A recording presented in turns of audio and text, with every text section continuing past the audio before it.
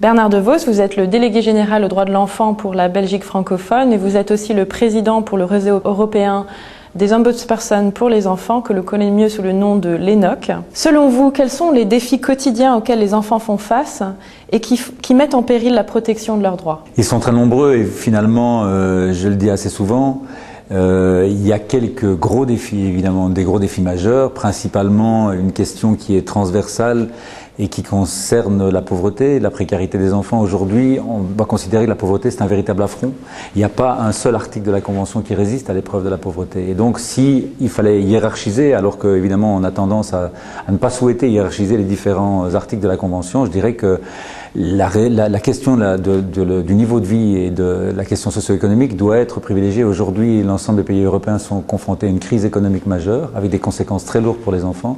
Je pense que s'il y a une question, c'est celle-là, et puis d'autres questions qui viennent se surajouter, notamment la question des enfants migrants, qui est aussi une question vraiment très importante, mais je le répète, je n'aime pas prioriser. Toutes les questions sont importantes, l'accès aux loisirs, l'accès à la culture, mais il est en tous les cas remarquable que dès lors que les enfants vivent dans une situation de précarité et de pauvreté, par principe, ces droits ne sont pas respectés. Donc il faut d'abord veiller à faire en sorte que les enfants vivent dans des conditions socio-économiques respectables et dignes. Pouvez-vous nous dire comment l'ENOC arrive à avoir un impact concret dans la vie des enfants? Alors d'abord, l'ENOC rassemble une série 43 médiateurs institutionnels. Ce sont donc 43 institutions indépendantes et libres.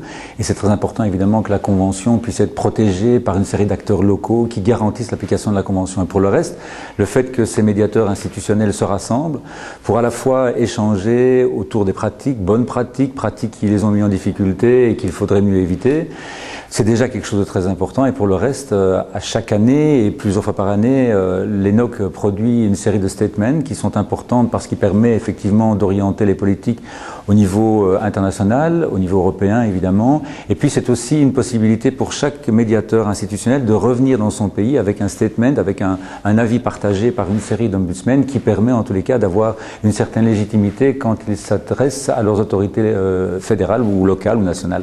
Et donc c'est très important effectivement ces deux aspects, échange de pratiques, bonnes ou mauvaises, bonnes à recopier ou à adapter, mauvaises à éviter, et puis aussi cette idée d'avoir une espèce de front commun pour permettre à chaque ombudsman d'être conforté dans sa mission au sein de son État.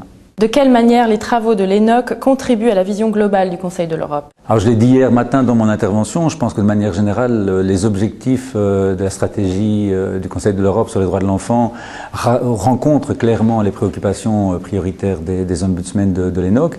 Et donc je pense que la manière de contribuer, c'est effectivement d'avoir un maximum de contacts, d'être le plus proche possible, de partager les enjeux, de se parler un maximum pour essayer de voir comment effectivement de manière ponctuelle ou au long cours, on peut être complémentaire. Je pense que le gros avantage que l'ENOC peut offrir, c'est justement d'avoir une palette d'ombudsmen répartis dans différents pays du Conseil qui peuvent faire remonter vers le Conseil une série de constats de terrain. Bon, on peut parler de questions particulières qui nous émeuvent de manière générale. Je l'ai parlé tantôt, la situation des migrants, qui est importante, la situation des enfants roms, dont on a parlé encore beaucoup pendant cette conférence. Ce sont des sujets très très lourds qui ont un impact terriblement défavorable pour les enfants et détestable aussi.